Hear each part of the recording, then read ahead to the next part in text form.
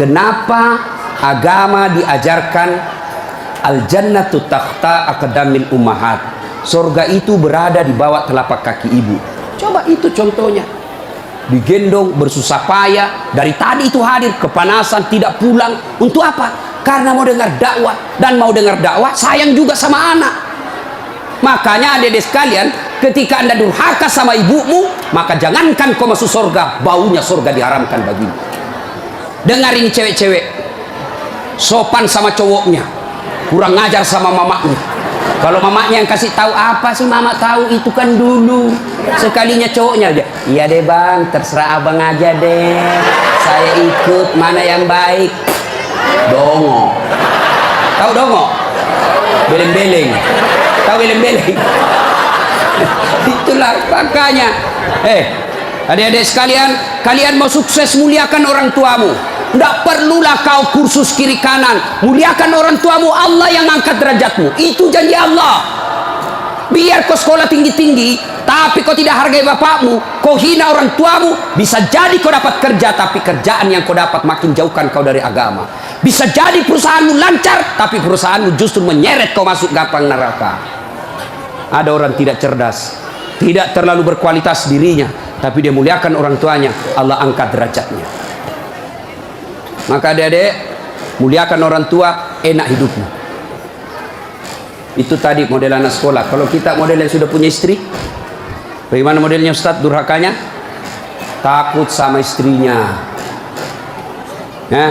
Dapat rezeki, suaminya bilang, bu, sudah lama kasihan ini nomor antrinya bapak, mau haji tidak dapat-dapat, ini ada kasihan duit, bagaimana kalau kita kasih umroh dulu ibu, bapak kita kasih umroh dulu di kampung.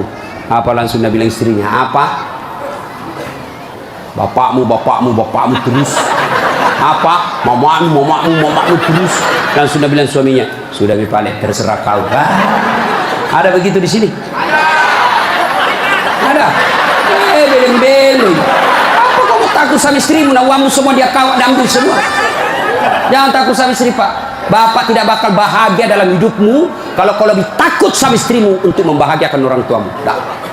Makanya hidupmu susah dalam rumah tangga. Kenapa? Istrimu kurang ngajar sama ibumu. Maka bilang sama istrimu, jangan coba-coba sakiti perasaan ibu saya. Kalau kau lukai perasaan ibu saya bawa kau ke pengadilan agama, saya ceraikan kau baik-baik. Lalu saya bilang sama mamanya, cek istriku di rumah, boleh kau marah-marah sama saya, boleh kau tutup pintu, yang penting tidak kau kunci. Boleh kau lempar kepalaku, yang penting tidak kena. Satu yang tidak boleh, jangan kau pernah hina orang tuaku. Begitu kau hina orang tuaku, wabillahi taufiq wal hidayah, keluar. Begitu deh. Ada di sini takut sama istri? Jangan, Pak. Itu yang membuat ibu juga kalau mau bahagia rumah tanggamu, muliakan mertuamu. Datang mertuamu dari kampung, dari Sulawesi Selatan, hormati. Jangan baru duduk mertua dia bilang, kapan kita pulang, mak? Bawa ini, kasihan itu orang tua kalau dari kampung, naik dari Parepare, turun di pelabuhan barang, bawa ayam 3 ekor, lepas di terminal 1, nah kejar lagi tuh, bawa pisang, bawa beras, bawa semua dia bawa, kasihan. Padahal anaknya sudah ada kerjanya di papan, dia bawakan itu. Begitu cintanya orang tua kepada anak. Jadi wajar kalau ibu bapak kurang ajar, tidak akan mendapat berkah dalam hidup. Muliakan orang tua ya. Kalau ada yang tanya-tanya, kenapa hidupku susah selama ini? Tidak usah tanya jalan lain. Durhaka sama orang tua. Orang tuaku sudah meninggal, Ustaz. Cara berbuat baiknya, satu, doakan, Allahumma gfirli wali walidayya warhamhuma kama rabbayani. Saya heran lihat-lihat kita, kalau tangannya ulama kita cium bagus, bagus. Tapi pernahkah bapak perlakukan tangannya ibu seperti itu? Pernahkah bapak perlakukan tangannya orang tua? Saya orang lain, belum tentu saya doakan bapak ikhlas. Doakan saya Ustaz, saya doakan tapi belum tentu saya ikhlas. Kenapa? Saya belum tahu bapak. Tapi kalau orang tuamu yang doakan kamu, pasti ikhlas. Saya tadi kesini, ibu saya telepon, mak, telo doa nggak mau kak mak? Woi, wali doa aku nak. Saya tidak doakan diriku, kau selalu kudoakan karena kau selalu jalan. Itu ibu. Kalau suami bu, jangan sampai ibu juga berdosa kepada orang tua gara-gara suami. Jangan sampai bapak-bapak berdosa hanya karena istri. Jangan sampai kalian yang masih kecil durhaka sama orang tuamu, maka hidupmu bakal susah. Muliakan orang tua. Doakan, Allahumma gfirli wali walidayya warhamhuma kama rabbayani shaghira. Sudah itu doa lagi, ya Allah ampuni dosanya orang tuaku kalau sudah meninggal, terima amalnya, lipat gandakan kebaikannya, lapangkan alam kuburnya. Sudah itu saja. Ada rezeki, sedekah. Ada rezeki, sedekahkan. Saya mau terang kuburnya orang tuaku, perbaiki sound sistemnya masjid. Terang itu kuburnya. Saya mau terang kuburnya orang tuaku, kirim pembeli lampu, kasih tahu panitia masjid, mulai bulan depan saya yang bayar itu masjid lampunya, jangan ambil uang celengan. Terang itu kuburnya orang tua. Dan demi Allah, tidak ada orang bangkrut gara-gara rajin sedekah. Ada yang bangkrut gara-gara sedekah? Mana buktinya? Makin sedekah makin kaya. Rahmat Mas'ud. Coba lihat, orang datang itu, bos, membayar ke bos, bos, baju sekolah bos, bos, istriku melahirkan, bos, terbakar anuku, bantu. Tapi mana ada yang bangkrut kalau rajin sedekah? Tidak ada, Pak. Kenapa Bapak Ibu miskin? Karena selalu minta-minta. Berhenti minta-minta, Allah kasih kau kaya. Sedekah. Saya tidak bisa sedekah dengan duit, sedekah kau dengan tenagamu. Saya tidak bisa sedekah banyak-banyak, sedekah dengan apa? Lihat itu masjid. Oh, sudah kotor anunya. Apa namanya itu? Kudunya. Putih bukan, coklat bukan, hitam bukan, kadikat diam. Sudah, bawa masjid satu kudu. Itu sedekah. Oh, masjid antara masjid dengan toilet jauh. Sedekah dengan sandal swallow. Nah, curi orang, tidak ada urusan. Itu sedekah. Kita lihat karpet, sudah jelek, sedekah dengan karpet. Insyaallah banyak pahala. Hari Jumat kita kirim air botol gelas ke sana, air gelas ke sana, orang minum, itu sedekah. Saya cuma bisa nasi bungkus 10 saya sumbang hari Jumat, itu sedekah. Allah tidak lihat banyaknya, yang penting ikhlas banyak daripada sedikit tidak ikhlas. Sedekah. Serius. Sudah sedikit tidak ikhlas lagi, mending banyak ikhlas. Iya toh? Panasnya di, nggak bisa konsentrasi sejenak.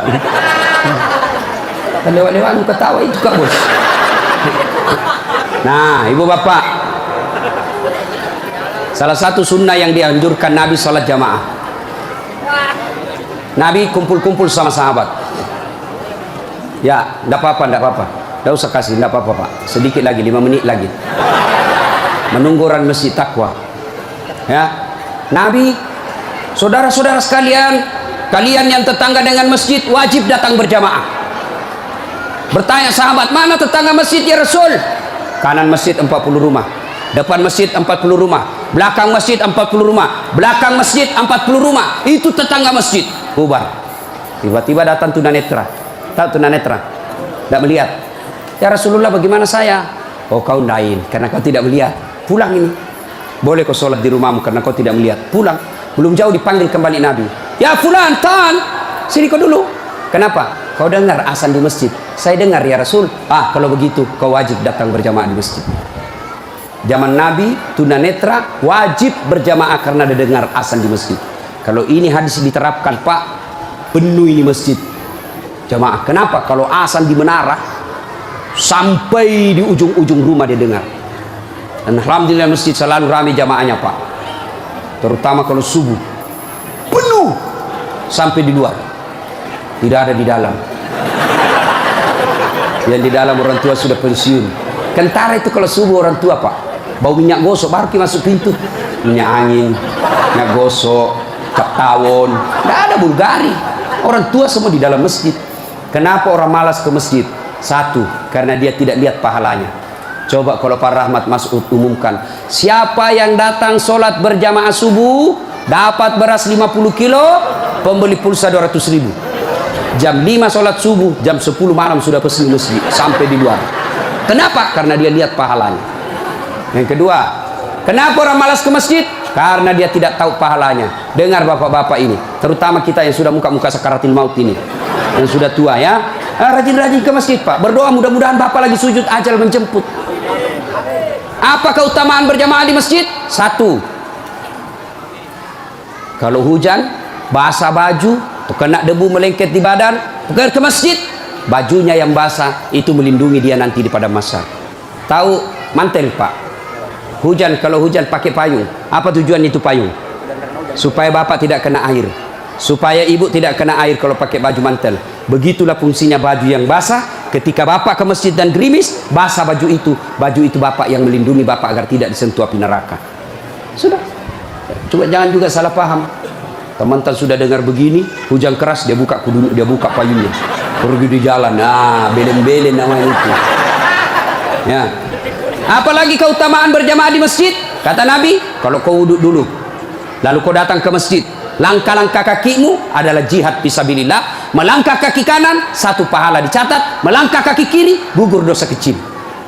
Jadi kalau 300 rumah masjid, dari rumah tak dari masjid, 300 meter kali 2, 600 meter. Berapa langkah kaki itu bapak dapat? Apalagi kalau bapak jalan begini. Berapa langkah kaki itu? Iya toh? Apalagi kalau bapak keliling-keliling dulu ke kampung baru.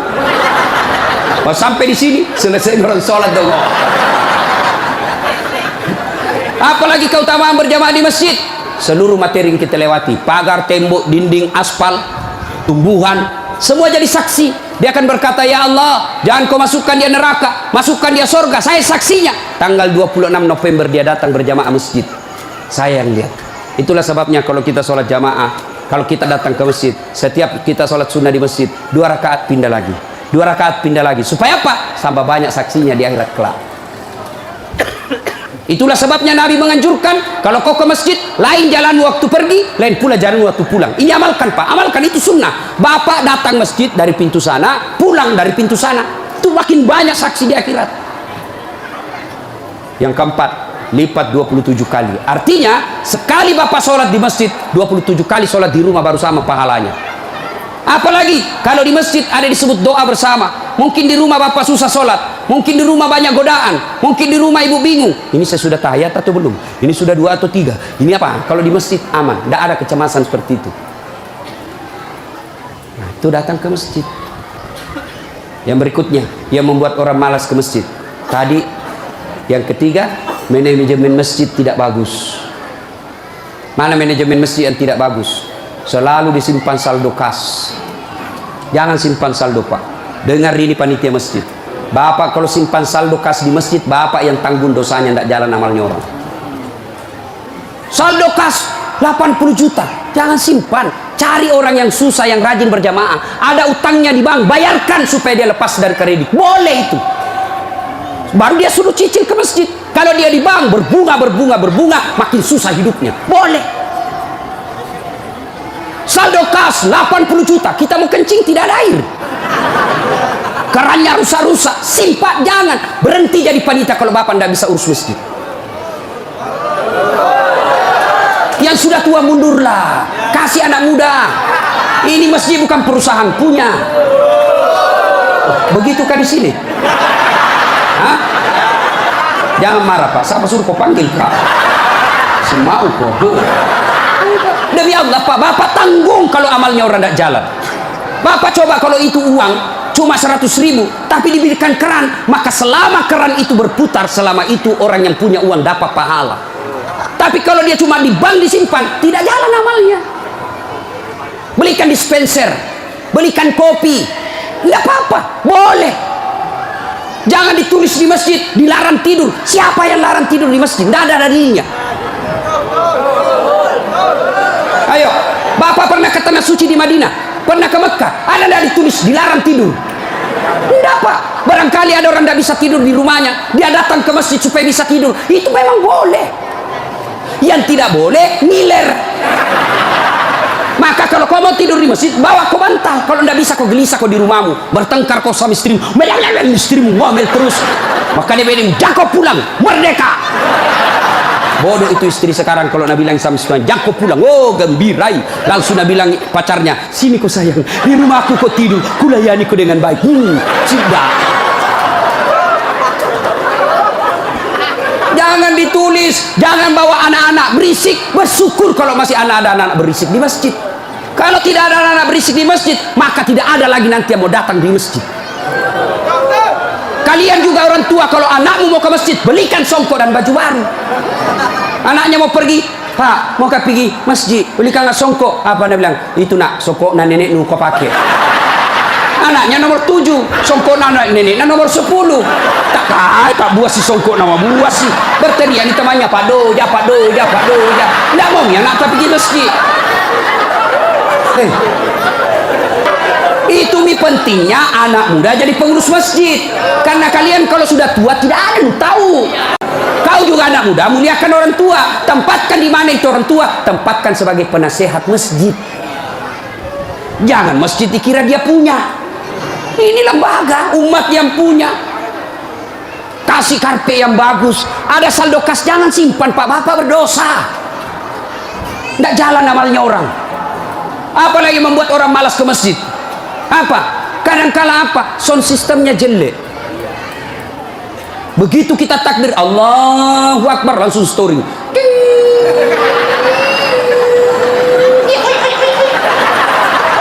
Mau perbaiki, sudah mati takbir terpaksa si tangan ki. Apalagi membuat orang malas ke masjid. Apa? Kadang-kala muadzin. Jengkel orang dengar muadzin. Orang tua, sudah tua, tidak mau tahu mengalah, mundur orang wasangi kok.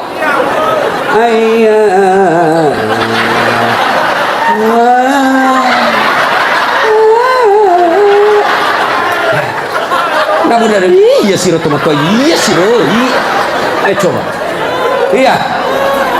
Apalagi yang membuat orang malas ke masjid? Kadang-kala penceramah. Kita di rumah sudah bertengkar istri, di kantor mumet pikiran, kita datanglah ke masjid dengar ceramah, mudah-mudahan kita dapat pencerahan. Ini bukan pencerahan, nak kasih takut kita terus dibakar pantatmu, ditusuk balik. Udah bilang nggak boleh.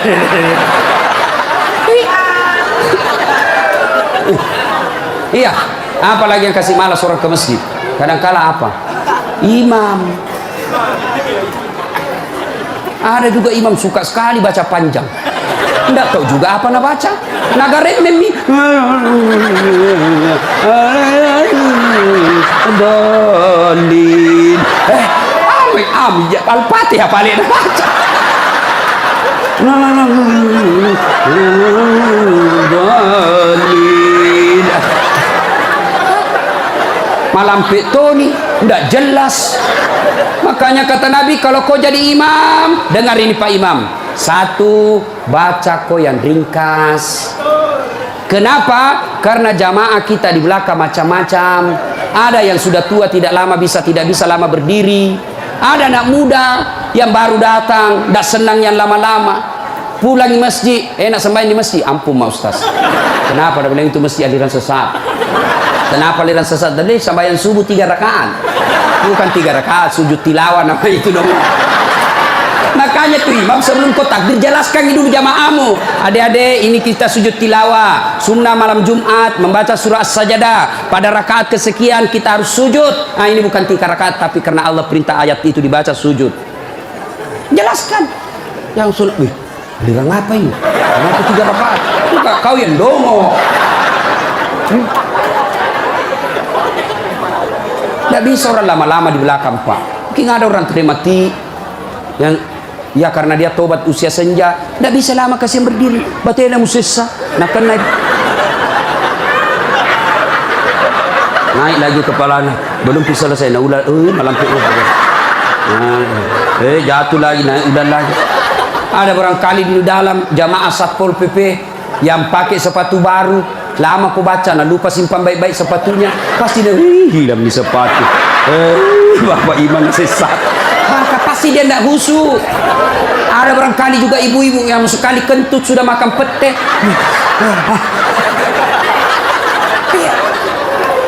Ya, yang kedua kata Nabi, kalau kau jadi imam, baca yang umumnya orang hafal. Tujuannya apa Ustaz? 1, supaya jamaah ikut kalau dia hafal. Coba kalau kita imam baca Al-Fatihah, kita ikut juga toh. Kenapa? Karena kita hafal. Tapi coba imam membaca surah Al-Baqarah ayat 10 sampai 120. Imam sibuk dengan bacanya, kita sibuk dengan hayalan tak.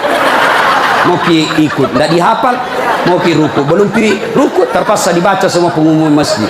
Keadaan keuangan masjid, saldo kas pengeluaran, sumbangan dari haji, dibaca semua. Belum selesai ini sudah dibaca satu palampang ini, satu ini dibaca lagi Persatuan Guru Republik Indonesia. Belum selesai imam dibaca lagi bajunya tim sukses Rahmat Masud, calon wali kota Balikpapan. Semua Pak dibaca. Siapa salah? Imam. Hari ini cerita gini, wallahu alam benar atau tidak. Ada penghafal Quran dites bacaannya. Nah, kau imam, kamu mau dengar bacaanmu? Imam lah dia. Dia baca betul yang susah. Hanya dia yang tahu. Tiba-tiba jatuh cicak kepalanya. Tersilang itu. Stres. Orang stres hilang bacaannya. Apa sambungannya ini ayat? Mau ruku tidak tahu apa sambungannya? Tidak ada tuh bisa bantu. Terpaksa Nabi bilang imam, tolong bantu di belakang. Nabi bilang di belakang, saya juga tidak tahu. Tiba-tiba berteriak anak muda. Dia bilang, kalau begitu ya sudah, ya Allahu Akbar. Siapa salah? Siapa salah? Siapa salah? Ini waktu kuliah ini, kisah nyata. Waktu saya KKN, belum Pak jadi ustaz waktu itu. Ada temanku, baru kenal ceritanya ini. Pikir sholat di posko, dia pakai gamis, baju baju ustaz sih. Alumni pesantren ini. Dia lah imam. Al-Fatihah lancar. Begitu dia baca Al-Kafirun, aku bilang macam apa? Macam apa ini? Wala antum abiduna ma'abud, wala ana abidum ma'abattum, wala antum abiduna ma'abud, wala ana abidum wala antum abid, wala ana. Jengkel temanku yang anak fakultas sastra, langsung teriak. Nabi bilang, "Woi, kenapa itu tak putar-putar tidak mau sampai?" Nabi bilang, ini imam, ilmi juga kupikir. Kacau salah. Siapa salah? Siapa salah? Ini waktuku SD di kampung, sembahyang asar. Sujud Pak Imam lama sekali. Apa ini imam lama sekali sujud? Tiba-tiba ada temanku nangkat kepalanya, sembahyang asar tuh. Dan seterus, tidak ada imam. Ternyata imam keluar dari pintu samping. Kacau sholat bubar, tidak ada imam. Selesai sholat ditanya, Pak Imam, kenapa aku tinggalkan saf? Nabi bilang, kentut kanan. Pak Imam, lain kali kalau Bapak Imam kentut, kasih bangun ki dulu supaya dilihat aku pergi. Dia bilang, aku sengaja nak karena malu aku lihat. Kacau sholat. Siapa salah? Siapa salah? Imam. Makanya agama mengajarkan dalam fikih sholat jamaah, hati-hati milih imam. Makmum siapa saja boleh jadi makmum. Mulai orang gila sampai orang sadar boleh jadi makmum. Mulai orang dewasa sampai belum balik boleh jadi makmum. Mulai orang cerdas sampai orang blow on boleh jadi makmum. Imam tidak boleh. Hati-hati. Kenapa? Salah imam kacau sapu. Maka hati-hati. Kalau salah imam bubar jamaah. Perlu ini perlu. Dia tanya, Ustaz bagaimana kalau perempuan? Boleh ibu perempuan ke masjid, tapi tidak dianjurkan. Tapi kalau mau ke masjid jangan dilarang, kata Nabi. Kenapa perempuan dulu tidak dianjurkan ke masjid? Karena dulu tidak aman. Kalau pergi sendiri diculik dan diperkosa dulu. Sekarang di Manggar aman. Siapa mau culik, apalagi kalau ibu sudah 60 tahun. Siapa mau culik bu, bikin susah. Ada di remaja. Ini Ustadz yang ceramah. Tidak pernah saya pondok Pak. Tidak pernah saya sekolah pondok. SD sekolah umum, SMP sekolah umum, SMA sekolah umum, sarjana sekolah umum, S2 sekolah umum, S3 sekolah umum. Di mana saya belajar agama? Datang ke masjid. Saya kalau Ramadan dulu zaman SMP dan SMA, saya sudah bermalam di masjid. Waktu itu belum saya tahu apa itu itikaf. Tapi ternyata itulah itikaf, tinggal di masjid. Apa kerjaku? Kalau sudah jam 2 teriaklah saya di masjid. Sahur, sahur, sahur. Kalau ada lebih kue bawa sedikit ke masjid. Kita mau juga buka puasa, mau makan sahur di sini. Cuma ada dulu imam di kampungku aneh-aneh Pak. Berteriak, dia bilang, jangan Pak, jangan Pak. Orang kaget semua. Siapa yang pukul Pak Doja? Lari semua orang ke masjid. Jangan Pak. Ternyata jam 4. Kacau lah. Sudah itu ditegur, jangan bilang jangan Pak. Kaget karena Pak Doja tidak tahu. Nabi bilang lagi, sahur, sahur. Sudah jam 3 lewat 60 menit. Ini cocok tahu jangan Pak. Ayo, ibu bapak, saudara-saudara sekalian, kita juga jamaah ada aturannya. Sudah ya? Nah, karena sudah waktu dari tadi saya tunggu, alhamdulillah. Kalau masih mau dengar ceramah, kita pergi rame-rame ke Masjid Taqwa. Kan tidak dibayar gitu. Nah, kita sama-sama lah ke sana. Ini saja tausiah kita, mudah-mudahan ada manfaat.